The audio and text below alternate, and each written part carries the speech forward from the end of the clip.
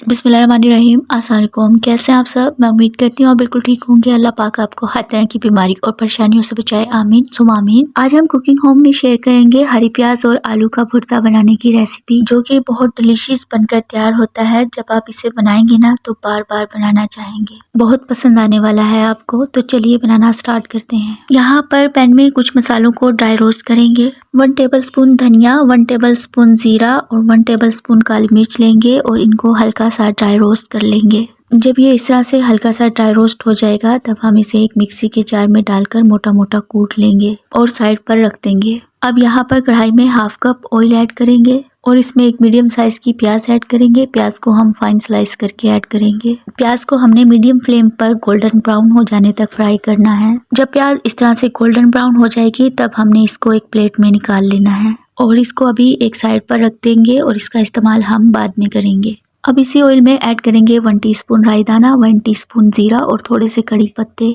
अगर आपके पास कड़ी पत्ते नहीं हैं तो फिर आप इसे स्किप भी कर सकते हैं। 1 टेबलस्पून कुटा हुआ अदरक लहसुन ऐड करेंगे। अदरक लहसुन को हम कूट कर ऐड करेंगे, इसका पेस्ट ऐड नहीं करना। जब अदरक लहसुन हल्का सा सॉफ्ट हो जाएगा तब हम इसमें कुछ मसाले ऐड करेंगे। हाफ टेबलस्पून कुटी हुई लाल मिर्च, हाफ टेबलस्पून कसूरी मेथी, हाफ टेबलस्पून नमक ऐड करेंगे। नमक और मिर्च की क्वांटिटी आप अपने हिसाब से ऐड कीजिएगा। अब हम इसमें ऐड करेंगे वो मसाला जो हमने कूट कर रखा था। 2 टेबलस्पून के करीब पानी ऐड करेंगे और इसको हल्का सा भून लेंगे। 1 से 2 मिनट इसकी भुनाई करेंगे और फिर हम इसमें ऐड करेंगे हरी प्याज। 250 ग्राम मैंने हरी प्याज ली है और इसका सिर्फ ग्रीन हिस्सा यूज करेंगे। सफ़ेद हिस्सा मैंने नहीं लिया, उसका इस्तेमाल आप किसी भी ग्रेवी वगैरह में कर सकते हैं। अब प्याज को हमने हल्का सा 2-3 मिनट के लिए फ्राई कर लेना है।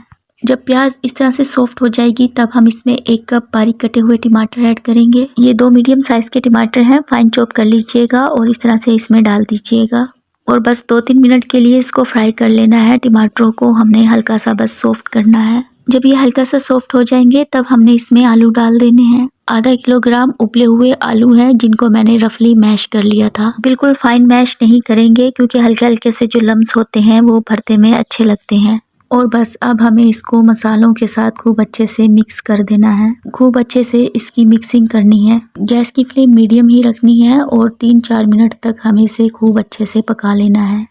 तो 3-4 मिनट तक मैंने इसको खूब अच्छे से पका लिया है। अब हम इसमें डालेंगे बारीक कटा हुआ हरा धनिया, 3 से 4 बारीक कटी हुई हरी मिर्च, जूलियन कटी हुई अदरक और प्याज ऐड करेंगे जो हमने तलकर रखी हुई थी।